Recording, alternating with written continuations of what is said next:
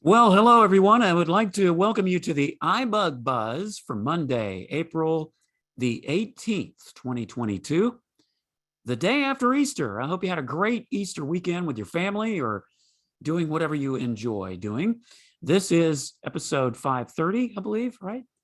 My name is Stephen, and I am one of your facilitators tonight, along with Sandhya, who is going to take over the second half of the call.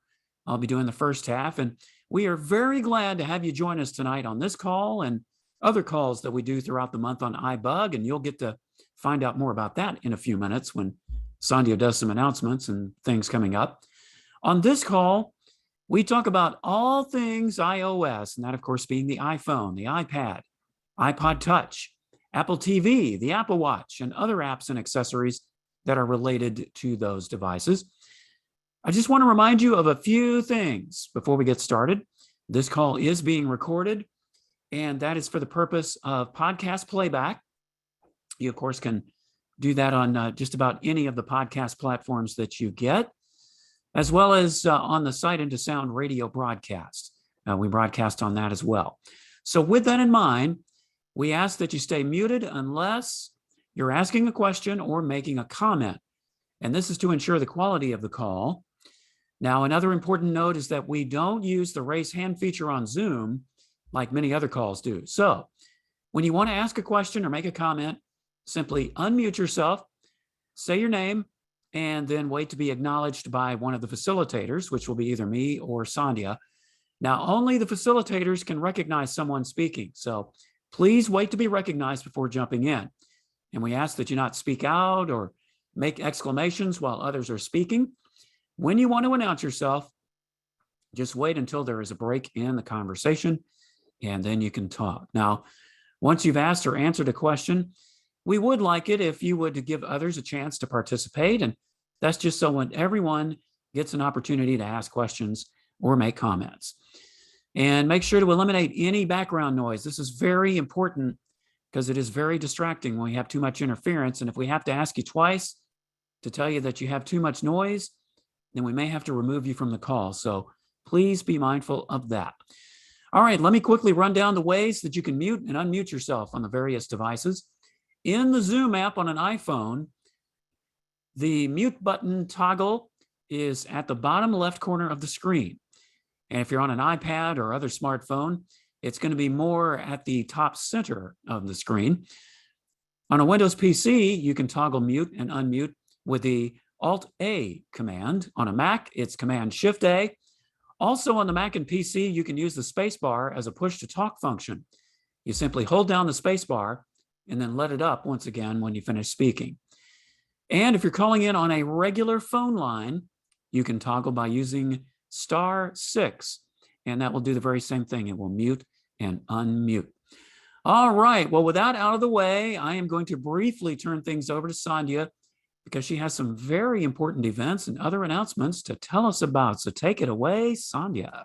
All right. Thank you, Stephen. Lots of good stuff this week, peeps. We got a hot peeps. Get it, Stephen? Peeps. Okay. All right. Busy week ahead. Have something every day this week. So let's think about what we have ahead of us. So right now we're in the iBUG Buzz for the next 2 hours. And then tomorrow we have iBUG Mac Buzz on Clubhouse from 5 to 6 p.m. Central Time. All times that I mentioned are Central Time. On Wednesday, we have Android Insight. So there you can come and ask your questions about anything running the Google platform. You have your Android phones and stuff. You have your Amazon devices. Those are all fair game. It's lots of different devices and operating systems that we could talk about there. So please come for that at 7 to 8:30 on Wednesday on this same Zoom conference line. Then on Thursday, it's iBUG Trekkie Talk. We're going to be discussing the Next Generation Season 4, episodes 12 and 13. So we watch them ahead of time and then get together on this same Zoom call from 8 to 9:30 and talk about all kinds of, what we thought of the episode, trivia, all kinds of fun stuff. So join your fellow Trekkies for that on Thursday. Fridays, iBUG night at the virtual movies. And for those clues and the big reveal of what we will be watching, nobody knows, and we won't find out until the midpoint of this call. So please stick around for that. We hope you participate and just have a little fun with us. Then on Saturday, it's iBUG Apple Workshop from 2 to 4 Central Time on Zoom. We have a real treat. We have a brand new presenter. So we're so excited about that person, and who knows who else will show up for that. So we have some demos and Apple news and all kinds of good stuff there. So please, those are the summary of the events for this week. Then we have social media. iBUG Today is our website, ibugtoday.org.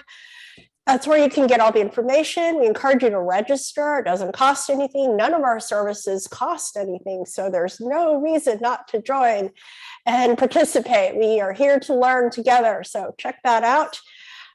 We have a Facebook page, facebook.com/group/iBUG Today. That's a great place to post questions and help other people with their questions in between these various training sessions.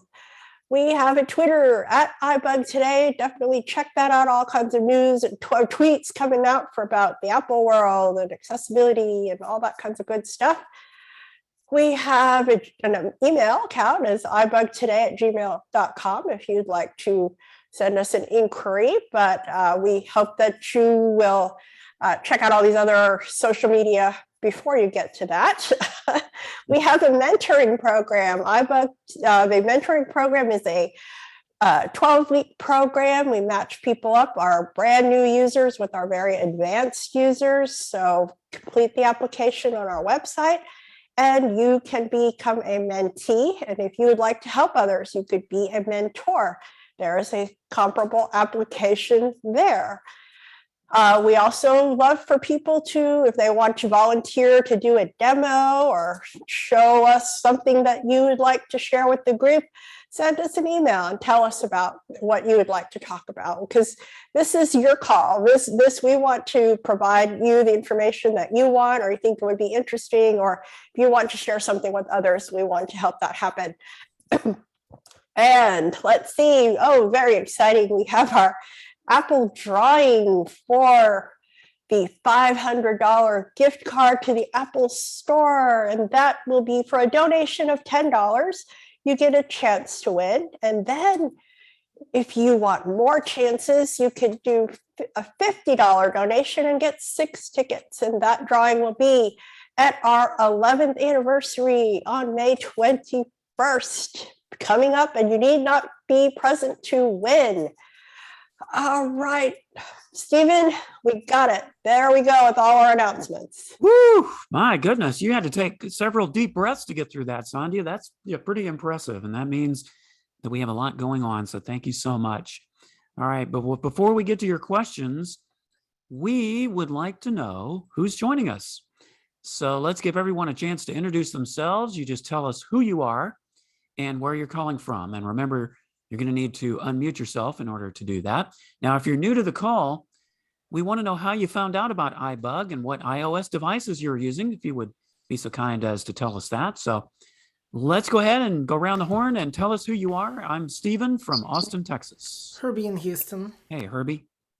Janet in Colorado. Janet and Sabrina, welcome to both of you. Who's next? Carol from Houston. Carol, welcome. Thank you. Keith and Kyle. Keith and Kyle. I know him. Welcome, Keith. Hello, neighbor. Terry from Arlington Heights, Hi. Illinois. Hi, Terry. Welcome.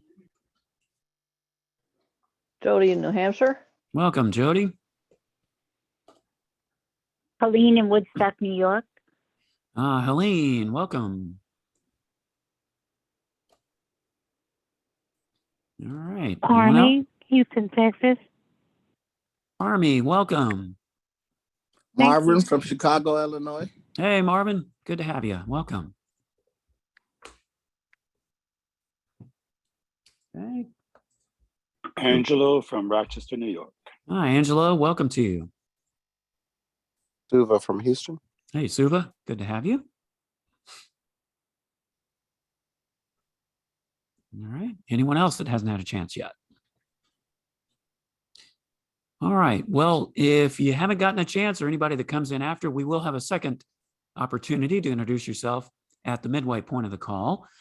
Before we get to questions, do we have any new callers, people who have never been on this call before? Angelo, have you been on this call before?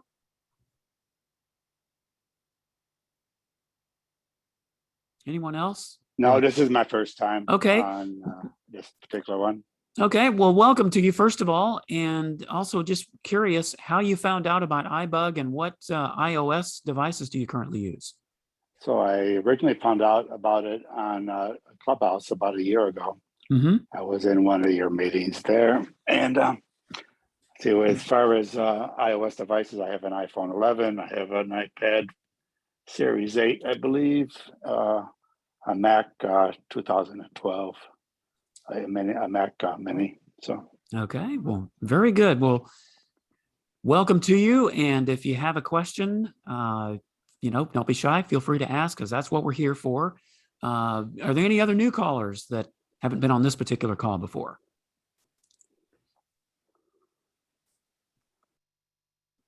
Okay, well, without further ado, let's get started. Who would like to go first and ask the first question of the evening and get us going?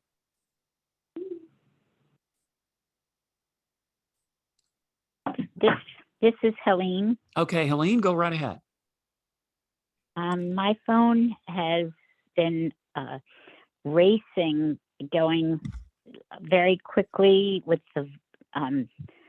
So I use the rotor and I hear characters, words, speech rate, and then I flick my finger down and it goes down to 52, and then within, I'd say, a half hour or so, it goes up again high, and then I use the rotor again, and it just seems to continue to do it. So I was wondering if there was something in settings where somehow I must have a default that's making it keep going on the run.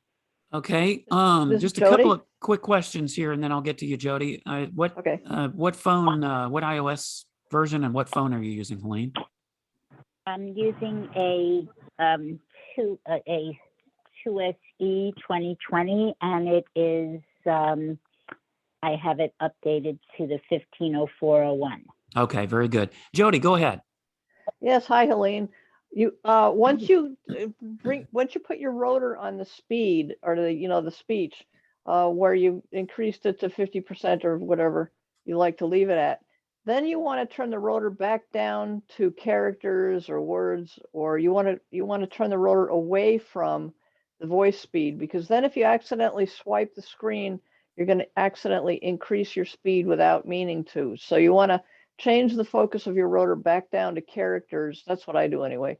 So that if you do swipe, you're not gonna interfere with the speed or the volume or anything like that. Okay. Oh, thank you. All right. Any other suggestions? That's a good one, Jody. Yeah, one thing, This is Herbie. Go ahead, Herbie. So, first of all, definitely, I was going to suggest the same thing as Jody, but one other thing I was going to mention with iOS 15, if you find that you're coming to that rotor too much, you could actually, just, take it out of the rotor, unless you think that you're going to want to constantly change speed. And you do have options now with the quick settings where you do the quadruple tap with two fingers, and a speaking rate is one of those things that is in the quick settings now. So you do have some alternatives to the rotor if it's still becoming a problem. Okay, very good. Well, yeah, one thing I would say is, sometimes when I think that I have switched the rotor away and I swipe down or what have you, I end up not. And of course, it almost always goes on speaking rate. So that's where I've had the problem. Somebody was about to jump in. Now, this is Helene. Go I ahead. had a question, Herbie, that if two fingers quadruple tap, and then what happens? So Go ahead, once Herbie. So once you do that, then you're presented with a range of different options that are in the quick settings, and then you flick up or down, if I recall correctly. Yeah, you flick up and down on the thing you want to adjust, whether it's the volume, the rate, or there's several other things in there. And Okay. it's worth revisiting, actually. Somebody should actually really, it'd be a very quick iBug bites that really should be done at some point, because it's relatively new, because we didn't have it before iOS 15, so it's not something even I constantly think about, but we do have it. Thank And it's called the quick action settings. So there you go. This is Shri. Go ahead, Sri. One other thing I would suggest is, your rotor is going to be based on what application you are using. So some applications, the character words and lines are not going to be your first rotor option. It could be your speaking rate. So you may accidentally flick up, not realizing that the first option is the speaking rate. So Yeah. I would suggest that if you are not going to use the speaking rate, is move it and go to the rotor and bring it all the way down to the end, so that, or somewhere in the middle, so it's not your first option that comes up as a flick when you flick up or flick down. That's a great idea, Sri. All right. Helene, does that that gives you several suggestions there to try? Is that good? Yeah, thank you. Great. Absolutely. Well, thanks for your question, and thanks for everybody's comments. All right. Well, let's go to a new topic. Who has a new question, a new topic for us? Some other issue or problem that they never seem to end. I keep thinking every week that, surely we're going to run out of problems and issues. Oh, no, definitely not.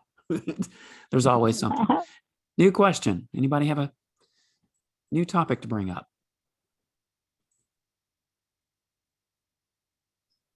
Dana. Mr. Dana, welcome. Yeah. Go right Hey. ahead. How was everyone? Anyway, I suppose you're in your contacts and you delete one of your contacts. Will that, once you delete that person, will it delete all of the instant messages that you and that other person had traded back and forth? Are you talking about text messages or? Well, yeah, text messages. Yeah. Okay. If I delete a certain number or person's name in my contacts, in my phone contacts, will it delete all of the text messages as well? That is a great question, Dana. Who has an answer for him? Who would like to weigh in? This is Keith. Hey, Keith, go ahead. Hey, I have a good idea. I don't know for this, but it sounds like if you delete the contact, the messages will still be in the Messages app. It just may not show that person's name any longer. It may just show up as the phone number, and you would have to go in the Messages app, or like you say, Instagram or any of the other places, and delete them out of that app, but the person, any future text or what have you would not show that person's name. I believe you are right, Keith, because I'm pretty sure that, because I've done that before where I've taken somebody out and the message is still there, but it shows up as the number. So like, let's say you accidentally delete someone and didn't mean to, you still have that message with their number. So you can always go back in and put that in, but this is go Keith. ahead. I was going to say the opposite is true as well. Like say you have a phone number that texts you and you end up putting that phone number in your contacts as a person, then when you go back into Messages, it will show that person's name instead of the phone number. Ah, okay. This is Herbie. Go ahead, Herbie. Just real quickly, and that's also true for the phone app as well, or FaceTime. If you add a phone number into your contacts, or you delete, all it does is, the contact gives it a way to identify the person. So, it's the same from phone and Messages apps. All right. Very good. Does that answer your question, Dana? Yep. Yeah, it does. Thank you very Excellent. much. You're very welcome. Always glad to have you tonight. All right, new topic. Who would like to ask the next question and get us off on a different topic? This is Herbie. Go ahead, Herbie. So I'm just curious. I'm assuming AppleVis, but I haven't looked yet. So I'm trying to help somebody. They're getting set up with a Bluetooth keyboard on their phone. But I was wondering, is there a list of general voice over keyboard commands for the iPhone? Okay. Anybody know some resources that have a good list of voiceover commands, especially for Bluetooth keyboards and other things? This is Suva. Suva, go ahead. Yep, I do believe I have one. I also believe it is also built into the keyboard. There's a commands list where you can get the general commands like navigation, VO keys, the how to activate certain items, navigate around. So I believe it's already built into. I just have to look for it. It's been a while. Yeah, if I find the guideline, I'll try to send it to you. Now, what about do you have one that covers like almost all voiceover commands for different things, or just the Bluetooth keyboard? Suva. You mean this is Suva? Go ahead. So you mean for other assistive technology, or just are we talking about iPhone, iPads, and MacBooks? Herbie, were you referring just to the iPhone. Bluetooth keyboard? Oh, for iPhone. Bluetooth keyboard for iPhone. Okay. Yes. So this is Suva. Go ahead. Yes, there is some general guidelines. It should be very similar to an iPad. So an iPhone and iPad, very similar. So depending on the model of the keyboard, it really doesn't matter because I've tried with a bunch of different ones.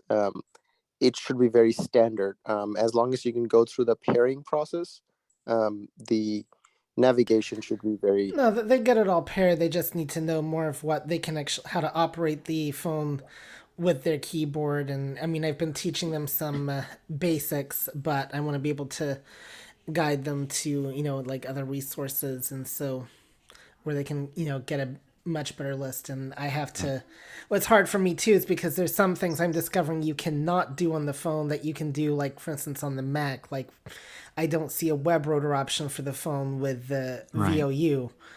And so, it's like sometimes I have to, like, it's a guessing game, and sometimes it's like not. So I was just curious on what Dana. best resources. Dana and then Keith. Go ahead, Dana. Yeah, I haven't checked in a long time, but the app VO Starter might have keyboard commands. Okay. Very good. Keith, go ahead, sir. I believe it was a year ago or sometime back, Roy Eubanks did a iBUG Cafe where he presented the keyboard commands, and he covered quite a bit that day. And I know that was probably an operating system or two back, but they all should be similar. And I believe he sent that list to Sandhya, and it is possibly on the Facebook page if it's not anywhere else. But I think I have a copy of it as well. If anybody would like a copy, I'll try to get it up on the Facebook page, or if not, I'll let you know. Okay. Well, that'll be good. Very good. Herbie? I'm also working on trying to get them on the call as well. So if they have any specific questions, they can ask too. But all right. So yeah, that does help though. Thank you, Keith. Okay. Keith, were you about to say something else? I was just going to say, just make sure you search that keyboard commands, and I believe it was iBUG Cafe. I think you're right. I think I remember that too. All right. Well, thank you, Herbie. Appreciate your question. All right, this is Sandhya. Go ahead, Sandhya. Just a reminder for everybody to, listen to Stephen and let him acknowledge you, please, so we don't step on each other. Thank you. All right. Yeah, it hurts when we step on each other. All right, next question, new topic. Who would like to go next?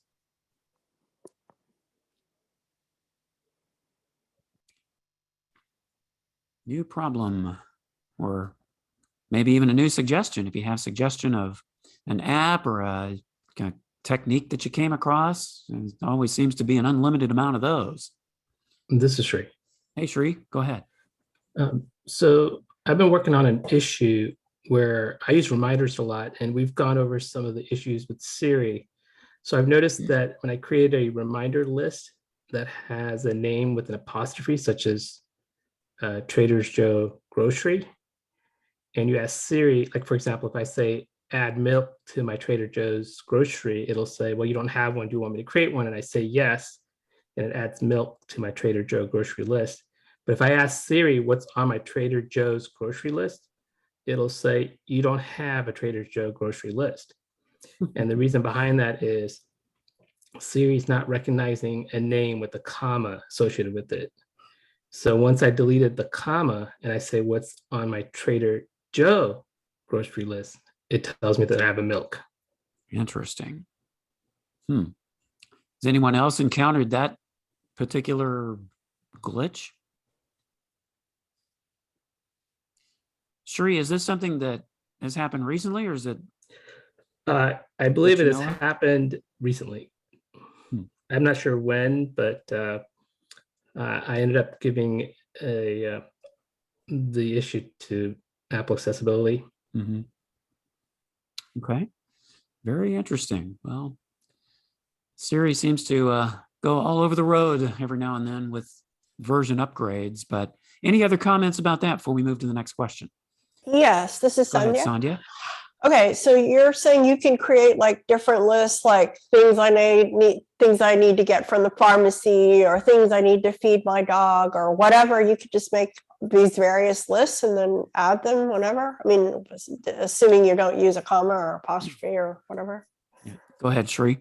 I'm sorry, you broke up on me. What was the question? So you can have various lists. Is that what you're saying? I mean, it's like, I mean, no limit to, you could just have, you know, a list for your dog, a list for the groceries, list for the pharmacy, all, you know, and then just tell it what you want it to get. So you can, this is Sri.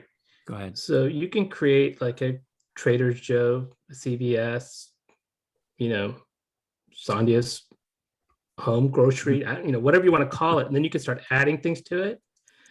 Before, with Siri, you were able to remove it. That they took that away. But you can go into each of the list, and if you're at the grocery store, you can just double tap on each of the ones that you picked up, and it'll remove it from your list. You can also share the list with other members. But you can create it with Siri by adding things to it. So for example, if you did create a Trader Joe grocery, you can add milk, then 2 minutes later you say, add bananas to my Trader Joe grocery, and it'll add it to the list. Just don't put a comma. Yeah, just don't put it. Yeah, don't put a comma. And you know, we've addressed Siri issues with other punctuation or other symbols, and it's causing problems. And I just noticed it with the commas, with the apostrophe. Sorry. Okay, very good. Well, thank you, Sri, for bringing that to our attention, and hopefully that will be another glitch eliminated in the next version. All right, new topic. Who has a new question for us? Would like to go next?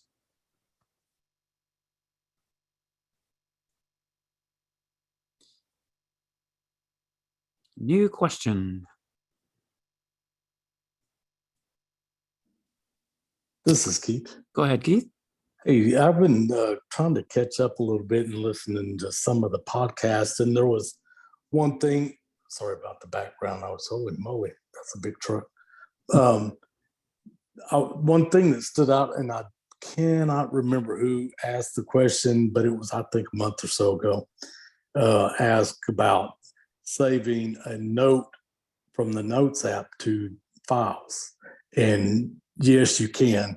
And the way you do it is, one thing is to think of apples and apples. If it's an Apple app in Apple function, it probably works together. You might just have to dig. And in this case, it's one of those you have to dig. But if you have a note open in the Notes app, up at the top right, I believe it says Note Actions. If you double tap that, there's like pin the note and so forth.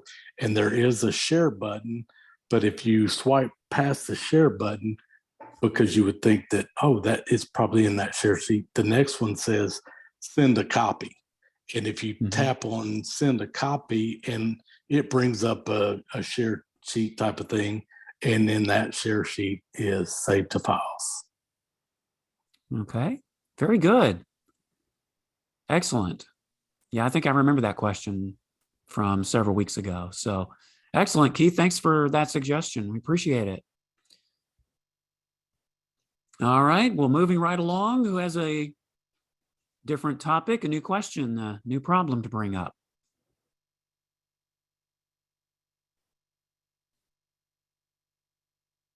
Who would like to go next?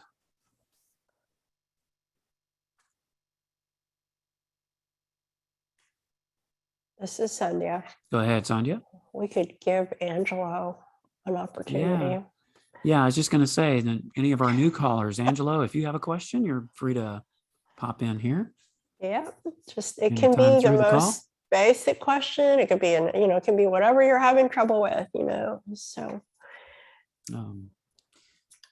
This is Angelo. Go ahead. So when I'm listening to the podcast, it seems like I can answer all the questions right away, right? And now I'm on it and I can't answer any of them, but happens to me too. Wow. right. Yeah, let him have your job, Stephen. That's right. But no, I don't have any questions right now on myself. But I just like listening, and if possible, maybe I could help someone down the road. Well, we certainly love to have you. Absolutely. All right. Very good. I'm glad to be here. Very good. All right. Well, any new questions, a new topic? If not, I actually had something weird that's been going on myself, but I want to give everyone else an opportunity if anyone else has a question right now.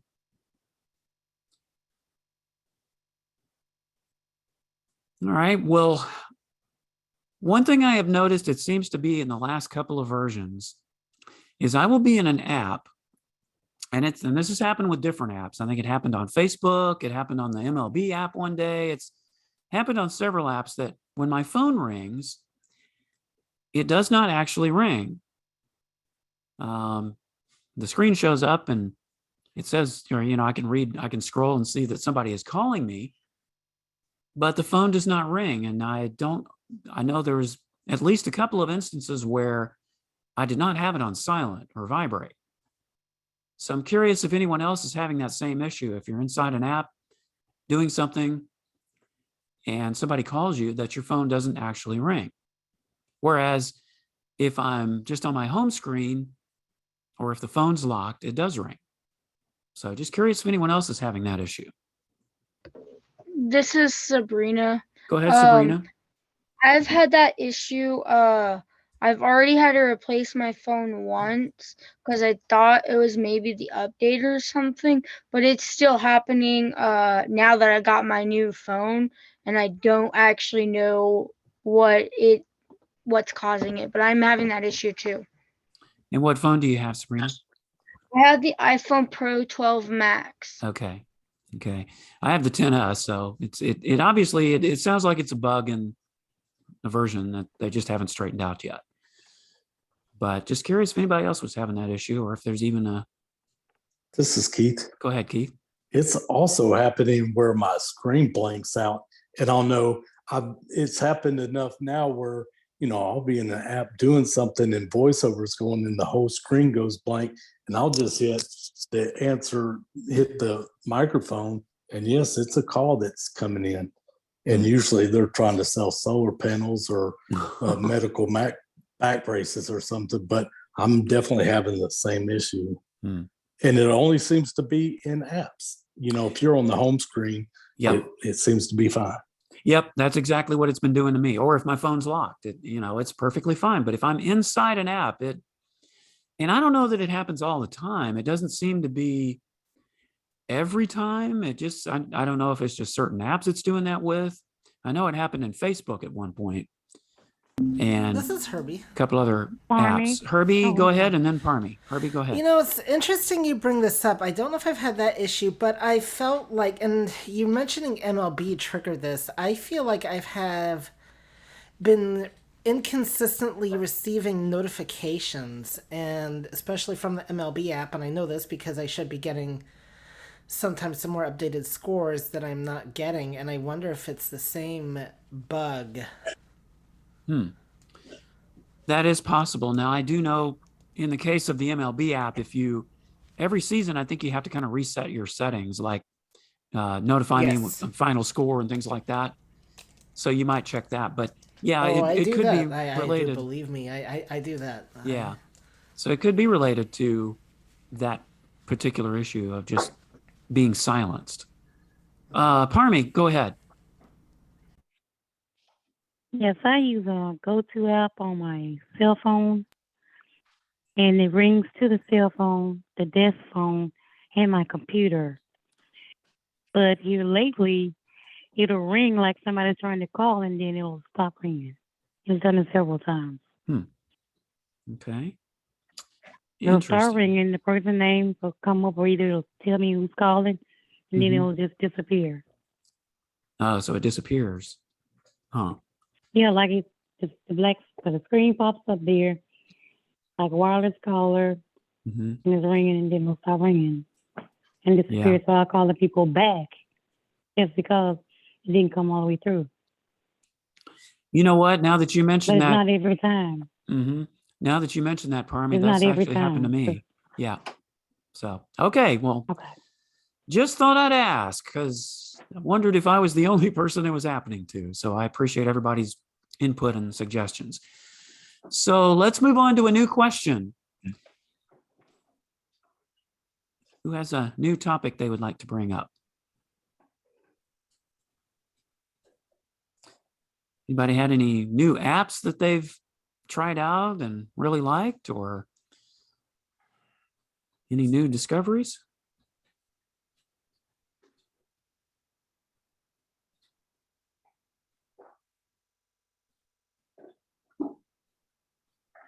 This is Suva.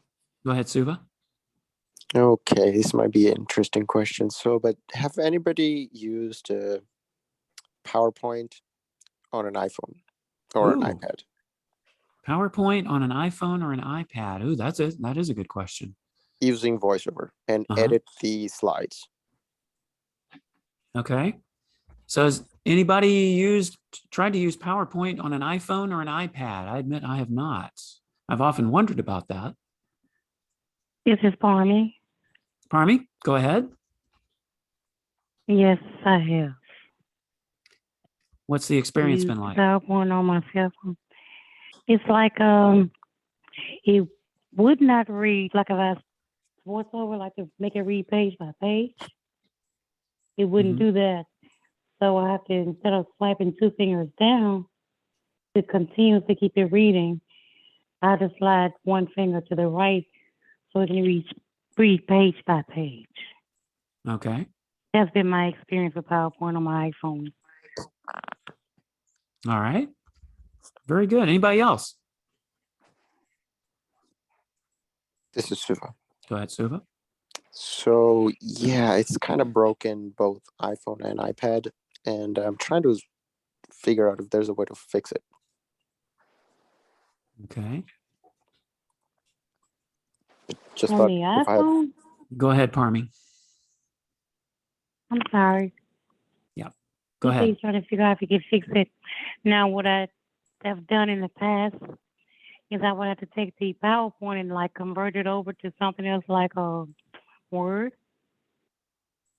and then save it, and then let my phone read it like that continuously without it interrupting. Yeah, sounds like a bit of a long workaround, but is that something that could be a possibility, Suva? yeah, so this is Suva. I'm not trying to read it. Basically, I'm trying to try to have the ability to edit a PowerPoint using a keyboard, iPad, iPhone, things like that. Just try to Kind of continue on from what I was trying to do on a Windows machine and trying to see if that's going to work. But looks like we have a couple ways to go.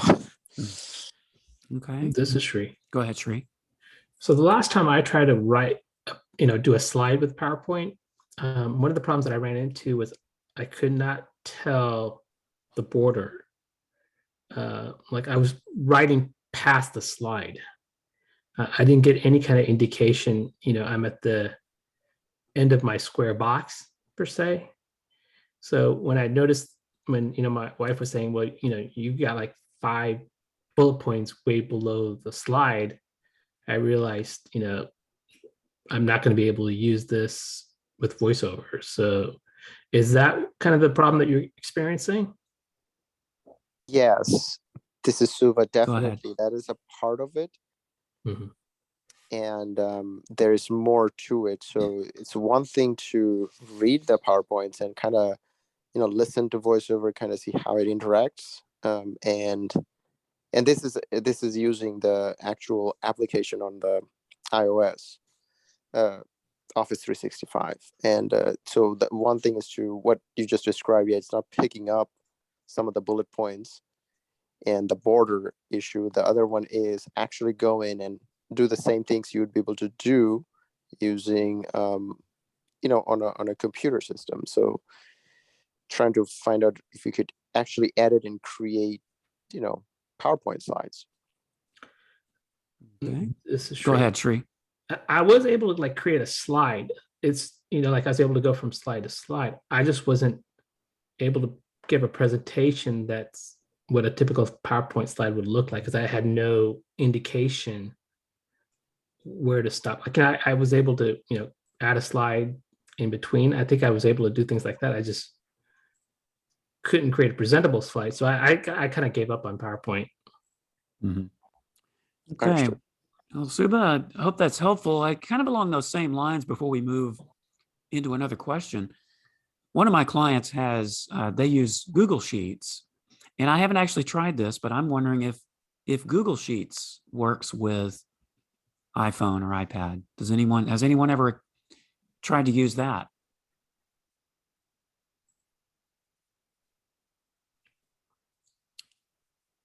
This is Suba.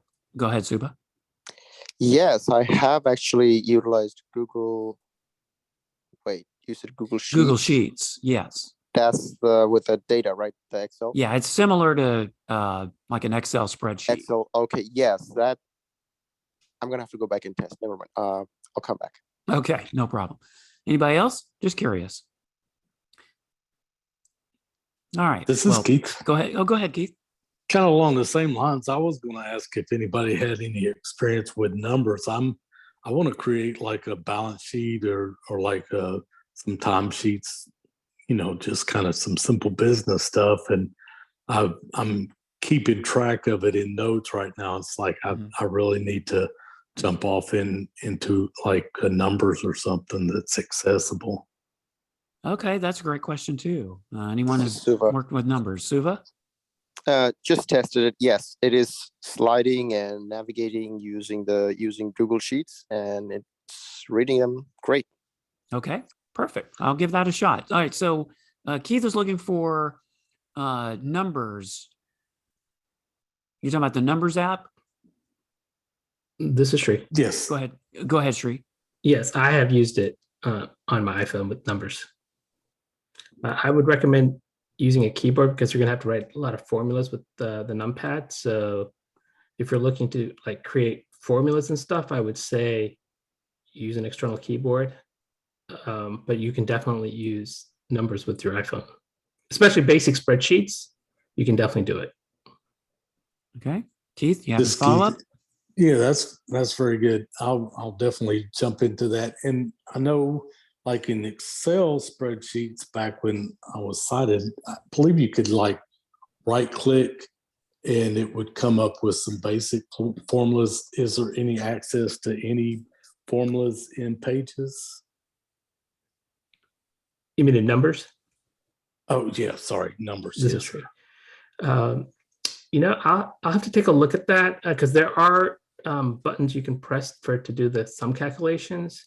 Okay. But the basic formula for that, it still follows the same pretty much as you did with Excel, except in Excel, I think you have to do like equal sum parentheses.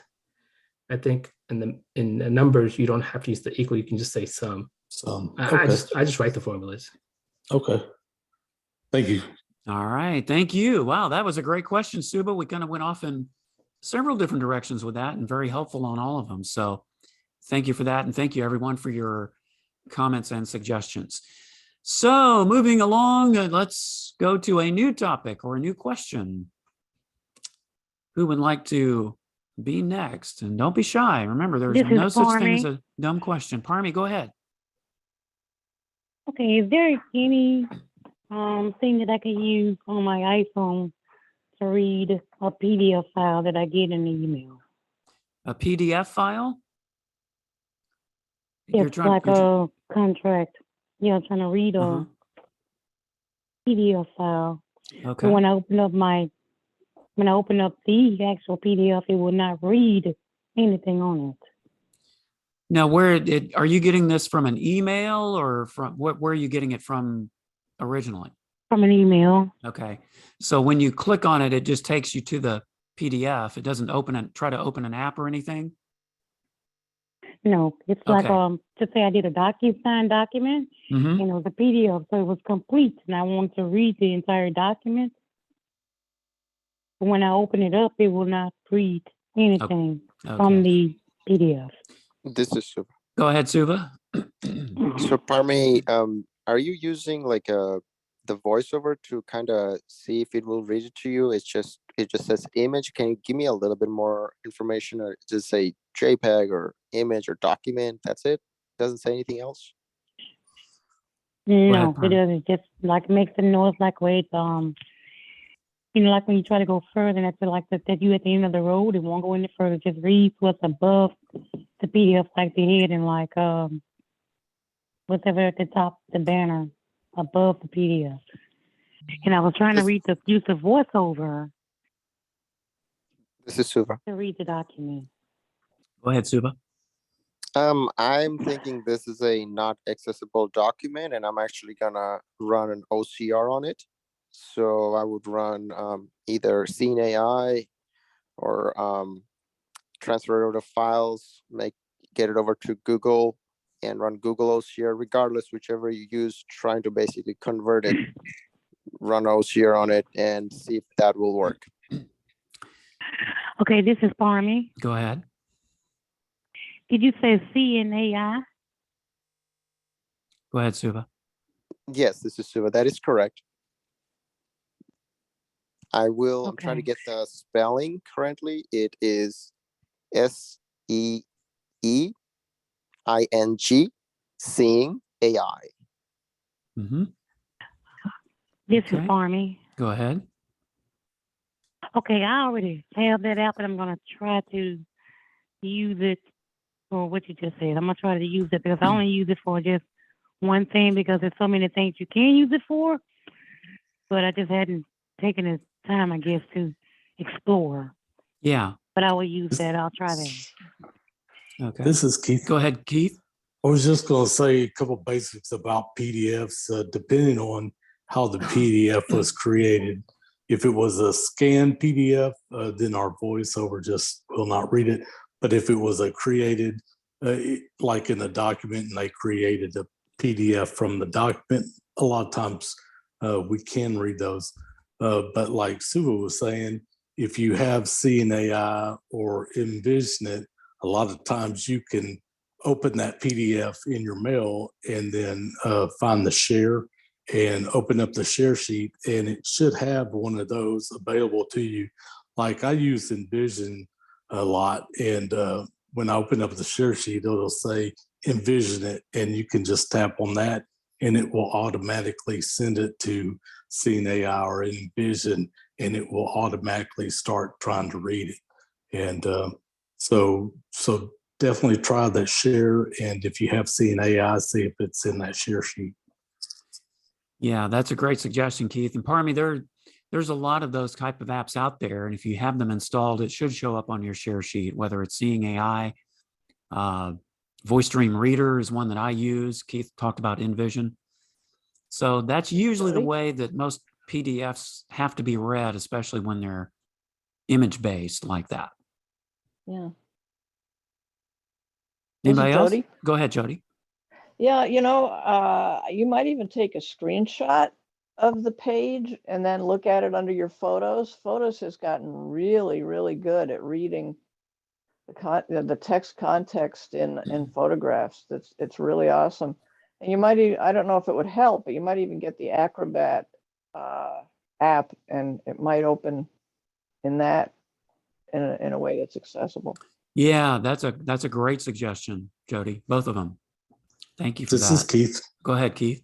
Jody must have been reading my mind. I thought I came up with a great thing in photos today. I know we've been having issues with seeing the photos, and I received a screenshot today, and I was opening it up in Photos. I saved it to Photos, and I was just going to send it to InVision, and I guess I swiped down with 2 fingers, getting down to the share button, and I hear basically it read the screenshot, and I'm like, whoa. So that is something new. That's so, and I tried it with a regular photo. I have some photos that have text in it, and it just didn't work with the photos, but it definitely worked with the screenshots. All right. Very good. Well, Parmi, does that help you out? Yes, it does. Yes, it does. This is Jody. I've even had it work on photos. Right. Yeah, it's gotten a lot better with that. So, all right. Well, thank you, Parmi, for the question. We appreciate it. All right. Next question. Who would like to go next with a new topic?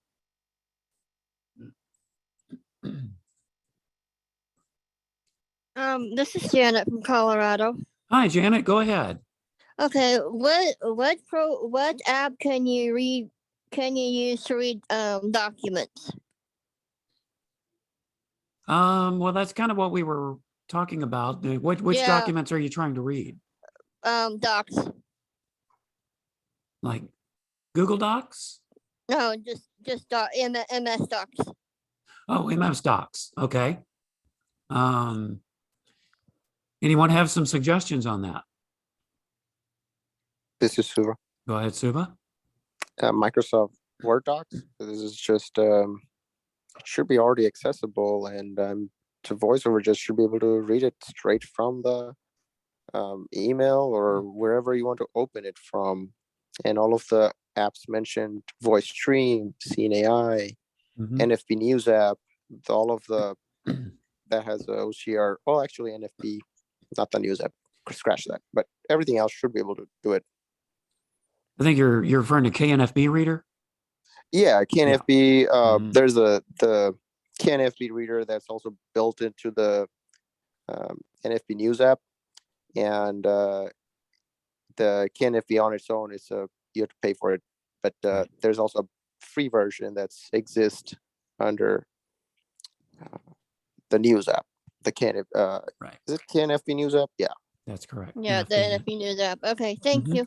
You're welcome, Janet. Yeah, usually free. If you go into the document itself, you should have no trouble reading it with VoiceOver, but those are some good suggestions. Shri, go ahead.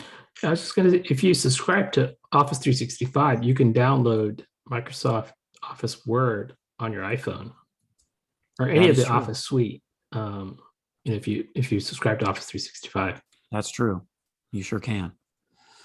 All right. Well, we've got about 7 minutes until the midway point when we find out about the movie and have some announcements and things like that. So we still got time for a couple, maybe even 3 questions, depending on how fast they go. So who would like to present the next question?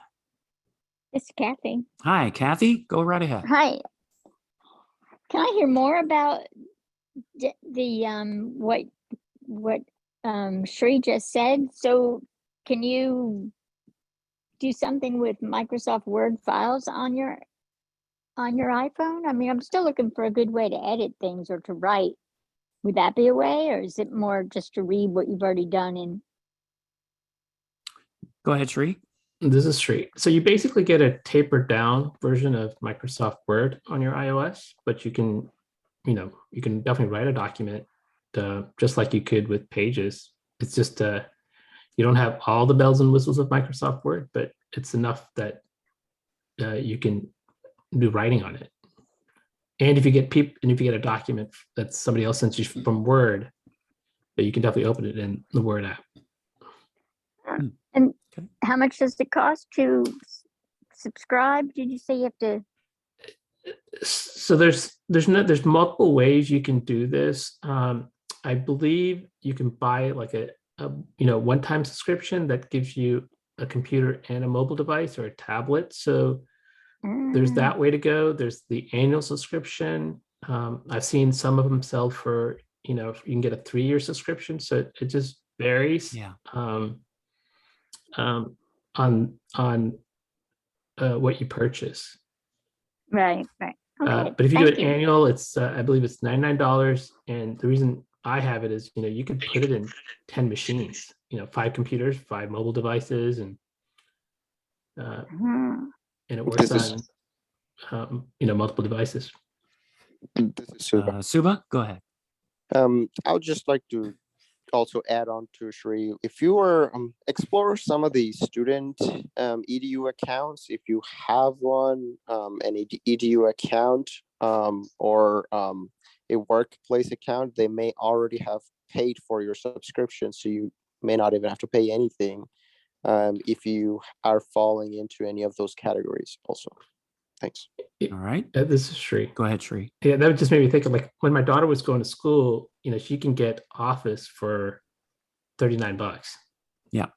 And she gets the professional version of Office. So right. So the bottom line is, in order to use the app or, to access it in the app, you do have to have one of those subscriptions. So that's it. But once you do, I mean, it is pretty handy because you can retrieve it, from your iPhone, your iPad, even if it's just on your computer. If you have a subscription like that, you can access it through other devices.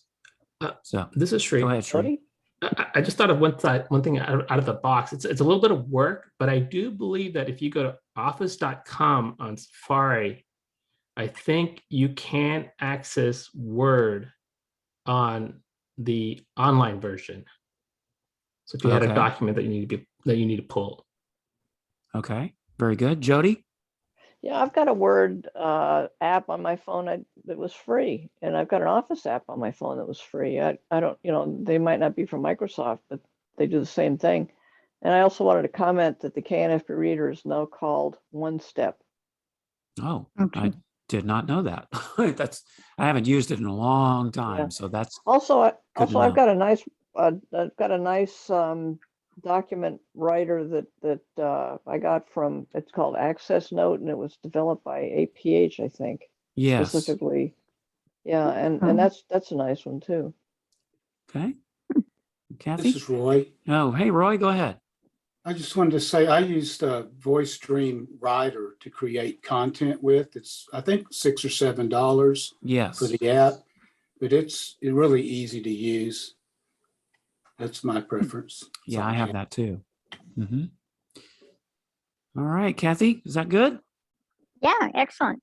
Thank you. Lots of great suggestions. All right, well, thank you for your question. Well, we've got a couple of minutes, so we have time for one more quick question before I turn things over to Sandhya and we do the halftime show, and then we'll get into more of your questions. So anybody have a question before we get to halftime?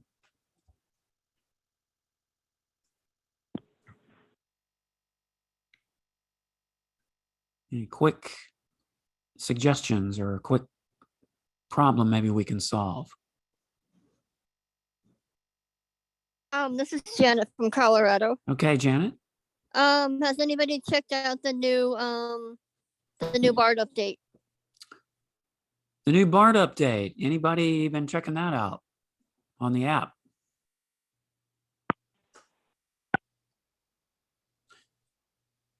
What about you, Janet? Have you? What have you encountered? I've looked at it, and it has. When you go to audiobooks, and they recently added, it has a search for. You can search for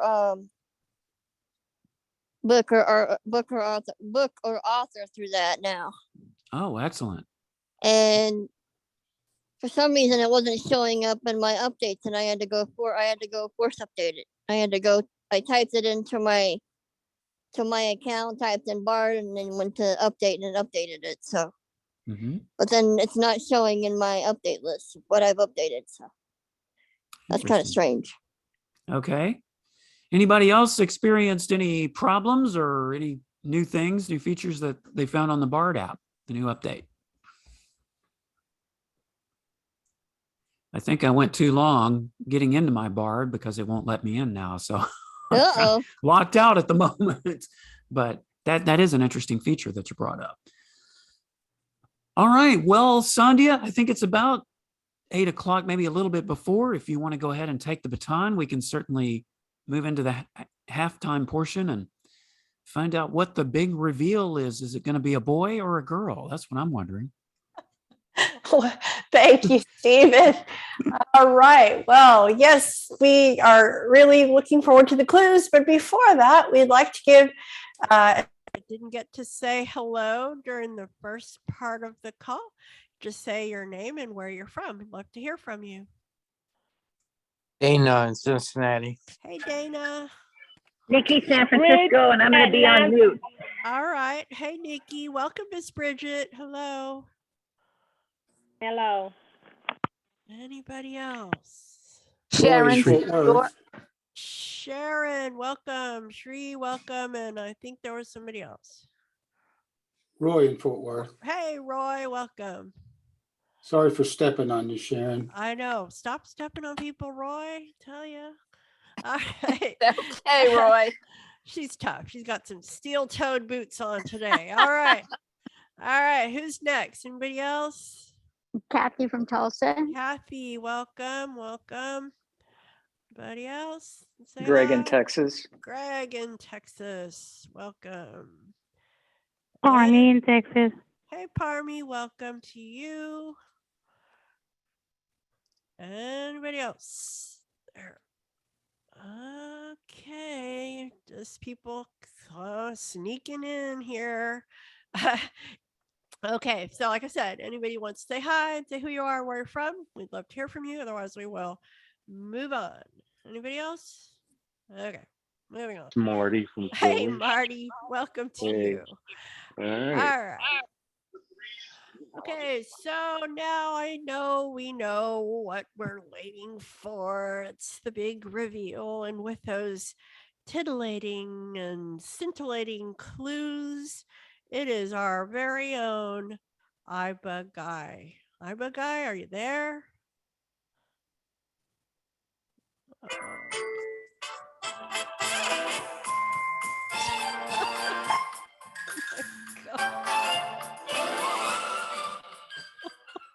Yes, I'm here. I hate to, you're not wearing harem pants, are you? You never know. You never know. Better not to know. Better not. Maybe no pants. You never know.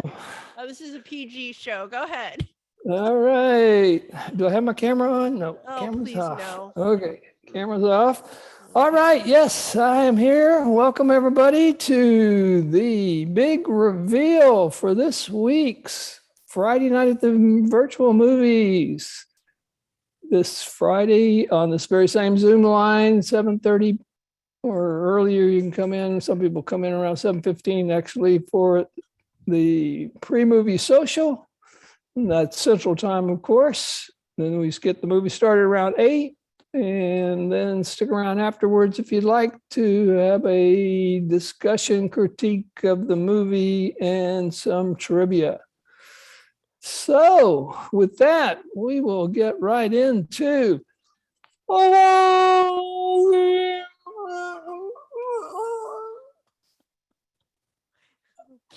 all right. Where are my assistant? Do we have my clues yet? Ready? Lay out the rules, sir. Yes, we have rules. They are like our regular show here. You want to say your name, wait to be recognized by me, and then you can guess the title of the movie. And one guess per clue. I think that's it. Good job. Yep. Just remember you gotta unmute before you say your answer. Otherwise we won't hear you. Okay, Yes, say your name. All right, here we go. For clue number 1. For the second week in a row, we have a film that's a rom-com set in our favorite place for movies on Friday night, New York, of course. You're gonna tell them that it's in New York? Janet from Colorado, New York. New York. Yes, that's where it is set. The setting of the movie. Is there a movie called New York? Is that what you're guessing? This is Sri. No, All right. I was guessing the clue was New York. Oh, yes. The city that's. All right, movie that's filmed correct. it. Yes. Thereabouts, New York, yes. All right, Sri, go ahead. Made in Manhattan. Made in Manhattan. Oh, that is close. Save But Jody the trouble. cigar. All right, coming up. Any more guesses? Clue number 1. It's Kathy. All right, Kathy. The out-of-towners. The out-of-towners. I heard that one last week, and it is still the wrong answer. I just thought you sounded interested in it last week. Not All right. that interested. Any other guesses for this rom-com second week in a row that takes place in New York? All right, moving on to clue number 2. It's the kind of film where the actors have greater importance than any other aspect of the production. What? It's a kind of film where the actors have greater importance than any other aspect of the production. This is Sri. Sri. Twin Towers. Twin Towers. Oh. Ooh, no. But good try. Sharon, No. Sharon. You've Got Mail? You've Got Mail is getting warmer, but not what we're looking for. This is Helene. Helene. The Producers. The Producers. That is such a good guess, but not what we're looking for either. All right, I guess we're going to have to move on to clue number 3. This is the first time I've gotten to clue number 3 in a while. All right. This is going to give it away, though, I'm afraid. Uh-oh. It's a thoroughly charming and delightfully romantic variation of the Cinderella story. This is Sri. Sri. Enchanted. Enchanted. Oh, yes. No. Good try, Sri. 3 strikes. All right. That was his third guess. After 3 guesses. It's Kathy. Well, you can't change the rules now. You'll get over it.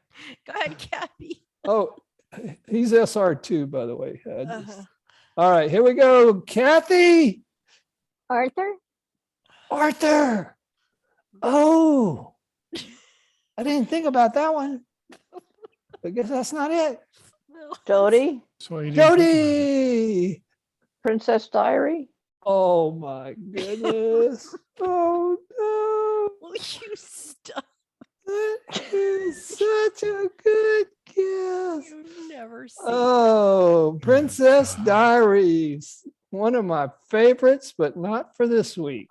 You're right. Well, Sri already guessed Made in I Manhattan. know. so- I know. You see what you started? Okay, go ahead. I think Brad had a. Oh, Brad. No, I'm just trying to endure. This is Carol. Okay. Gotta get Carol. through this. The Enchanted? The Enchanted. Oh, I need a song for that one. No song. No song. Keep No going, song. Linda. Not what I said. All right, moving right along. Sorry about that, Carol. Stop. Bridget. Oh, Miss All right. Bridget. This is Brad. Bridget, and then Brad. Okay, Cinderella. Oh, that is a good try, but that's not it either. All right, Brad. Well, I would guess Manhattan, but we just saw Woody Allen last week, so we wouldn't do it 2 weeks in a row. How about You can't have Sleepless in Seattle? Sleepless in Seattle. Ooh, they Don't go they up meet to on the the top of the Empire top State of the Building? Empire State Building. Yeah, Yes, see? yes, they do. But They do. that's not what we're That's not watching this it. week either. All right. God, I thought I'd try. Any others for the third clue? Dana. Oh, Dana. Well, never mind. This is Oh. Carol. Dog was heavy. Carol, you already guessed once on this Oh, clue, okay, I think. that's right. Okay. All right.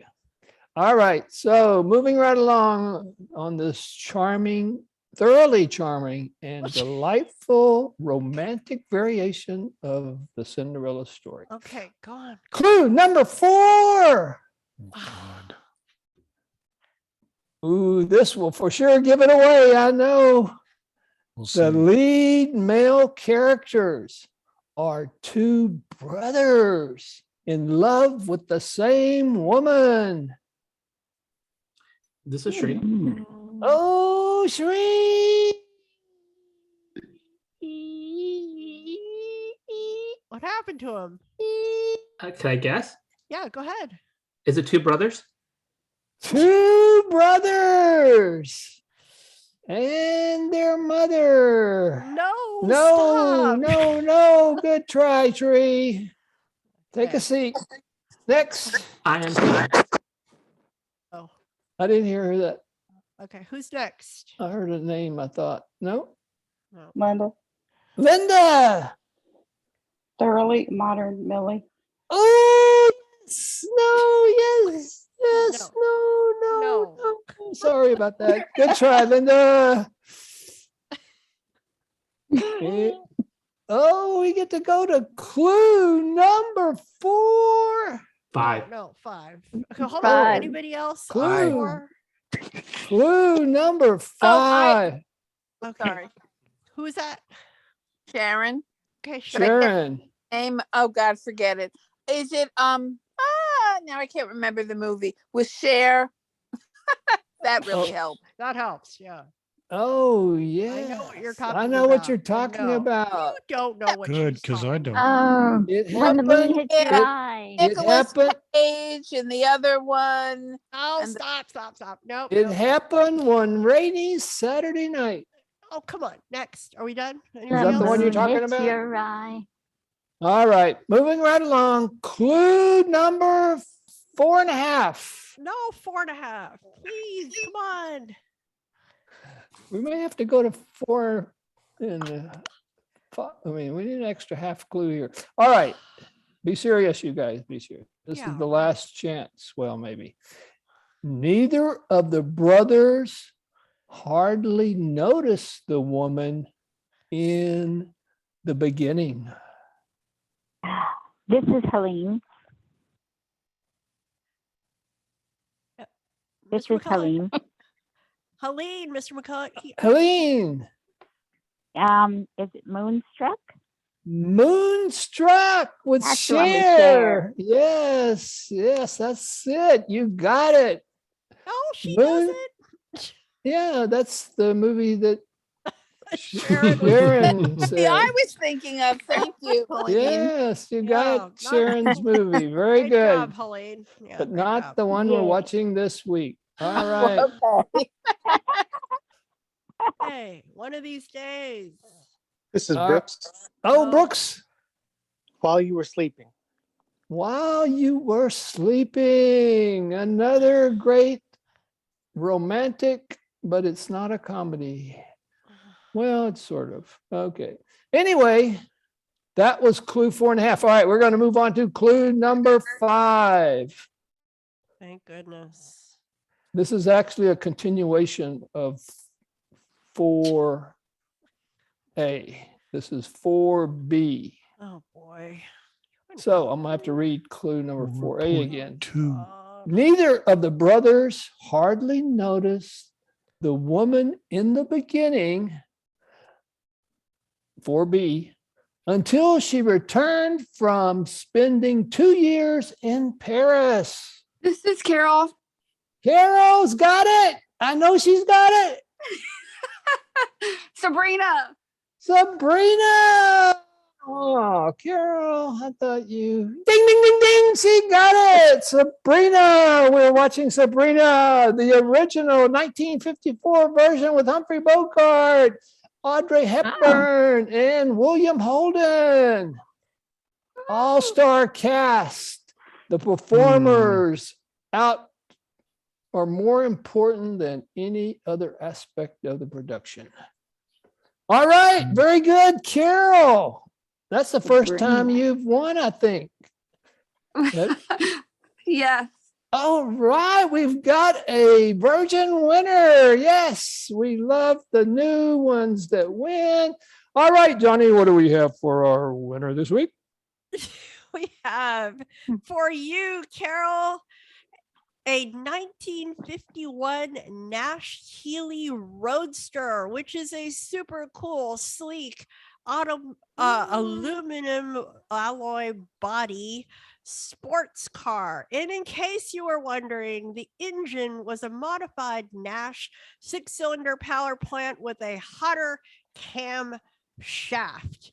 And You don't even know what that is. I don't know what any of that means. Wait. What? I want to throw in an extra prize since she's a first-time winner. Oh, So what else? What else do we have for Carol? Thank God he called her a first-time winner this time. She can also have what? I like anything retro. That little. Oh, the ultimate little black dress, Carol. While you're driving around in your sports car, you can wear this fancy dress by Hubert Da Vinci or something like that. So Da Vinci. Yeah, something like that. Not exactly Da Vinci, but related to Da Vinci. So you are all set to go, Carol. Thank you for winning. Wait, you forgot the most important part about the dress. What? It's a high neck dress that became known as the Sabrina dress, and all the women wanted it in the 50s. I love that so dress. much about this dress. And Hubert, that was his first time designing clothing for Audrey Hepburn, and they developed a relationship, and he became her designer for many other movies. All You right. mean you can have your own designer? That's cool. Including the one we've already seen with Audrey Hepburn, which is, anybody remember that one? Breakfast at Tiffany's. Yes. Breakfast Very at good. Tiffany's. Okay. Yes. Also with a little black dress. All right. I have to leave this Oh, time. so sad. God. So see you guys later. Much later. brother. Much later. Later, Oh boy. Like Oh music. boy. Oh my Fix goodness. your nose. Oh, thank goodness. Nice music. All right. Thank y'all. That was the end of Michael's movie Minutia, and now order has been restored. And we are going to have our little iBUG Bites segment where we find a helpful hint or gesture that we can use in our daily lives. And then we will continue with our questions and answers. Stephen, are you there? I sure hope so. Oh, maybe not. Here we go. Here he comes. Here's Stephen. Okay, I'm here. My electricity went out. It's been an interesting afternoon around here. So. Excuses. Wait, did he miss Michael's movie? I missed. Yeah, I didn't even know hear what the movie Let's do it was. again. Let's do it So again. we have to do it all over again. There are Sandhya, some sorry. benefits to power outages, okay? So take it as a good sign. Okay, go ahead, Stephen. iBUG bites. I feel like something's taking a bite out of me today. Let me tell you. No. So what I'm going to do tonight is I think most of us know that you can send audio text messages quite easily within a text by the record audio feature. But what if you don't want to do that? Or maybe, in some cases, like I've noticed when I've had to turn iMessages off for some reason, and I send to someone who doesn't have an iPhone, I cannot find the record audio feature. So there are other ways to do it. And maybe you just don't want to do it that way. You want to do it a different way. What I'm going to demonstrate tonight is recording an audio message, or just any audio, really. It can be anything. It can be something that's already been recorded in voice memos and send it to someone in a text message. So I am going to go to my voice memos here. Voice memos. Voice memos. All right, so I'm in my voice memos. All recordings. Start dictate. Tap record button. All right, I'm going to do a recording here real quick, and I'm going to do it the way that I like to do it so that I don't hear voiceover. So I'm just going to do a 2-finger double tap and record something here. Hello, this is a test of doing an audio text message through voice memos. All right, so I've recorded my message. Voice and stick new record 8:21 p.m. More action. Track position. Playback settings. Rewind. Play button. All right, let's just play it and see what happens Actions here. Make sure it came out. Hello, this is a test of doing an audio text message through voice memos. All right, so that's done. Now I want to share it. I want to share it in a text with someone. So I'm going to swipe to the left here. Playbacks. Track more action. 8 more actions. I'm going to go to more actions. Now I could label this recording if I want to. Not going to really take the time to do that because it's basically the same thing. It gives you a text field and you can edit it any way you want. I'm going to go to the more actions thing here. Button. More action. New recording. All Audio right. recording. Close. Copy button. Now, one thing I can do, I can actually copy this recording and cut and paste it into the text field of a text message. I'm going to try that here. Voice memos. Back button. Let's see if that works. All right, now I'm going to go to my text Heading not messages found. here. Tools. Heading. Heading not found. Mail. No unread. Doc. Messages. Messages. Message. Text field. Back but Sandhya Rao. All right, so I'm actually in a text message that I sent to Sandhya a little while ago, telling her that my electricity had went out. So, I guess you didn't see it, Sandhya, or maybe you did. No, All right. I didn't. Message. Text field. All right, so I'm going to Message. cut and paste this Point at start. recording that I just made. See if it will do that. Mentions. Misspelled word. Edit. Paste. Attachment. PNG. File. Space. Attachment. Okay, so what I did is I pasted that recording, I copied it, then I pasted it into the text field of the text message. So Send. Button. if I swipe to the left here in the text field, Message. Text field. Is editing. Attachment. PNG. File. New line. Insertion point at end.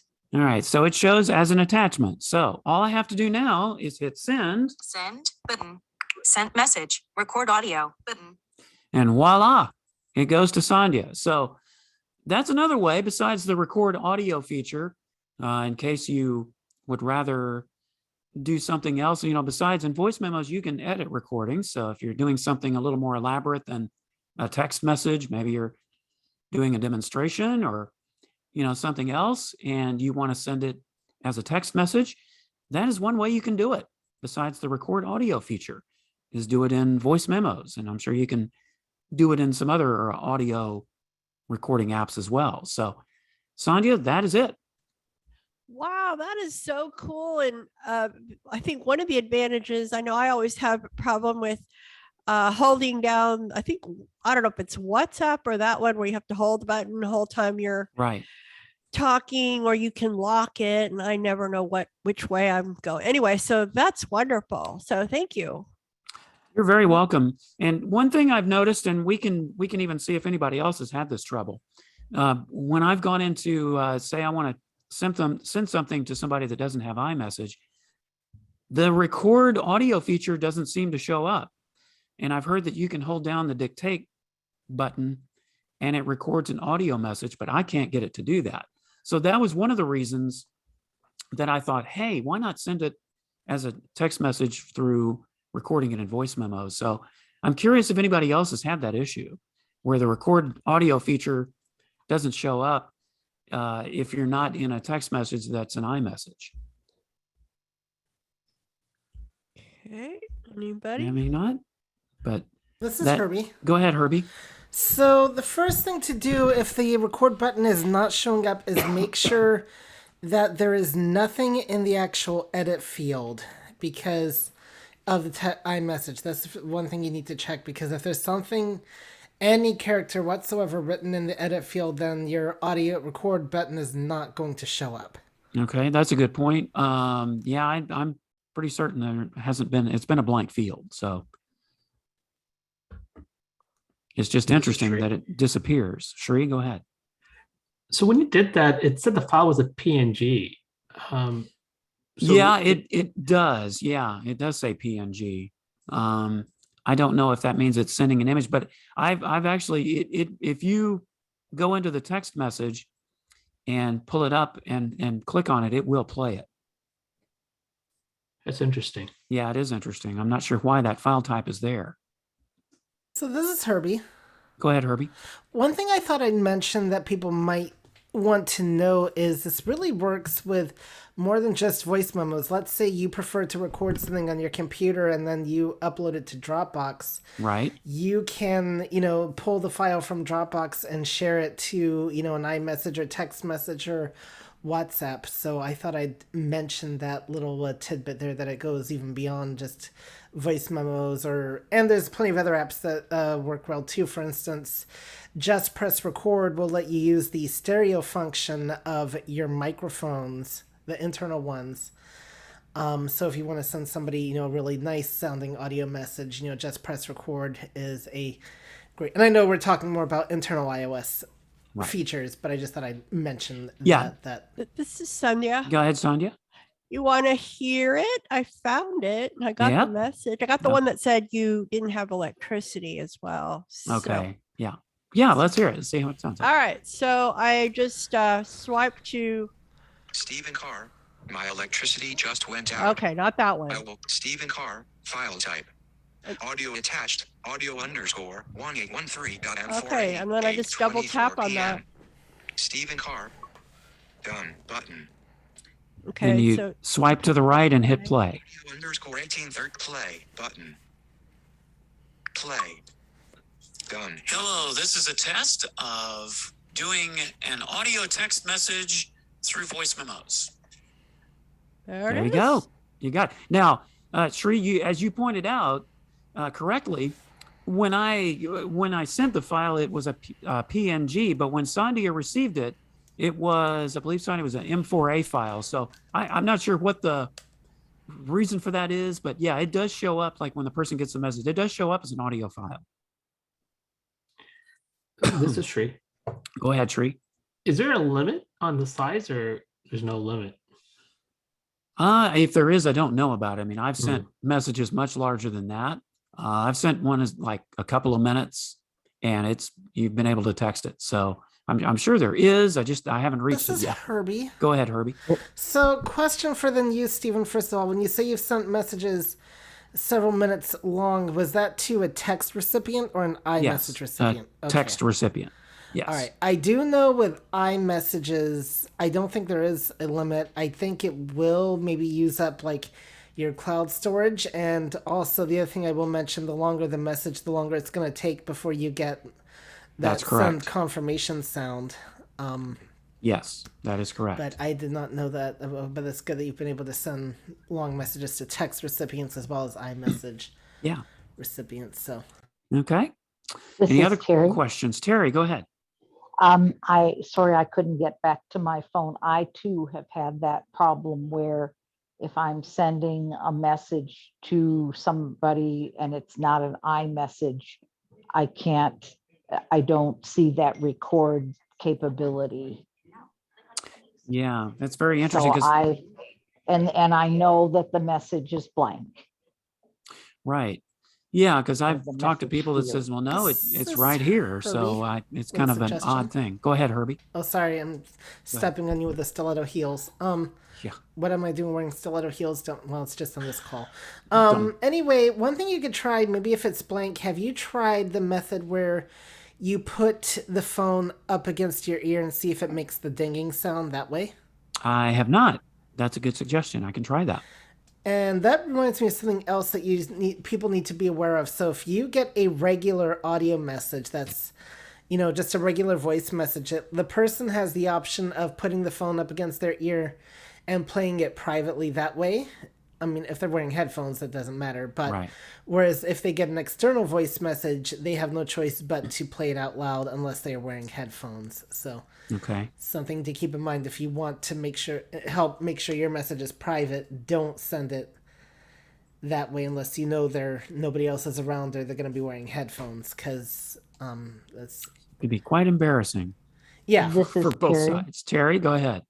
I have tried what you were asking about, Herbie, and I could not get it to work.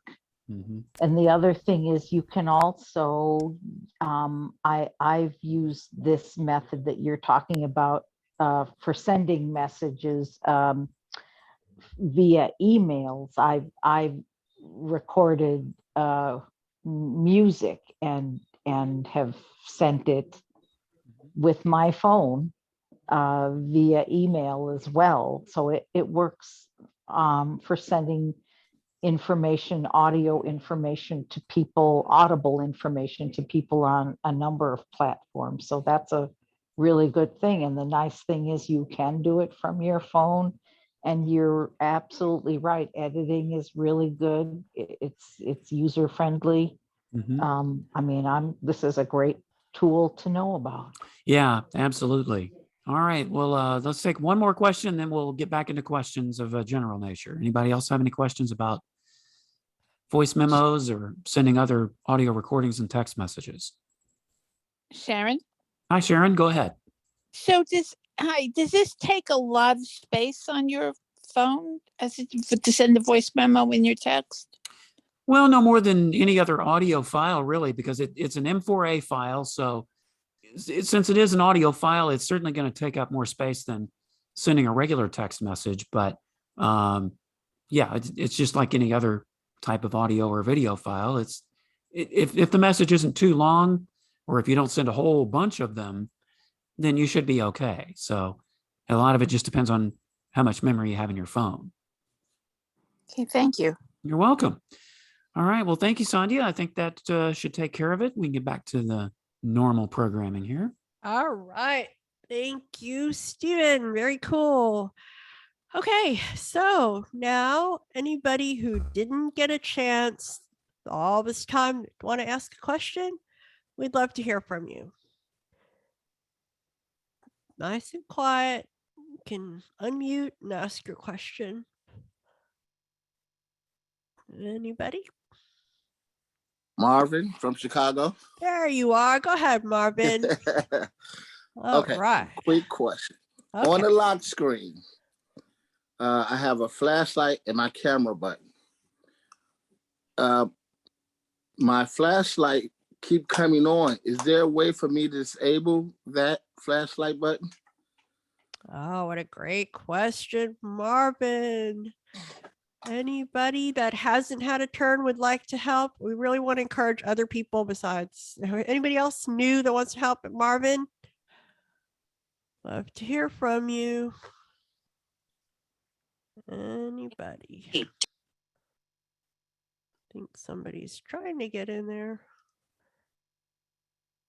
How to turn off your flash or permanently disable it. Anybody? Okay. Otherwise, This is Herbie. Go ahead. Yeah, there's something new with iOS 15 that you can do, and I'm in the process of looking it up. So I'm gonna. If somebody else actually knows the answer, it'd be a good idea to speak up now. But I know there is a way, and I think it involves putting flashlight in the control center. So I'm going to go try to find that. Okay, thank you, Herbie. All right, anybody else? Who's that? This is Terry, Yeah, but go I'll ahead. defer to somebody else if you want me to. No, go ahead. Go ahead. I recently read that with some of the phones, with the larger phones starting with, I think it was the 10R and on up, there's a bug that they've not ever fixed. And I read a bazillion complaints from people about that the fact that if you have it in your purse or your pocket or whatever, the flashlight will come on and you don't even know that it's on. And from what I read, at least up to this point, there was not a way to permanently disable it, but it's a problem with the larger phones, I think is what I read, and not a problem with the smaller ones. Okay, well, But great. there is not a way to permanently, on any of the phones, I think, from what I understand, not a way to permanently disable the flashlight. Okay, thank you, Terry. And This is Shri. go ahead. Do you know if your flashlight is coming on because you've set your light to be an alert? Marvin, are you there? I'm still here. No, I have not used the flash for, like, when the phone ring and it flash and stuff like that. So a sighted person can use the flashlight as the mechanism to alert when they get a message, just like, you know, how we get right. a No, I have notification. not set. That's not set. This is Herbie.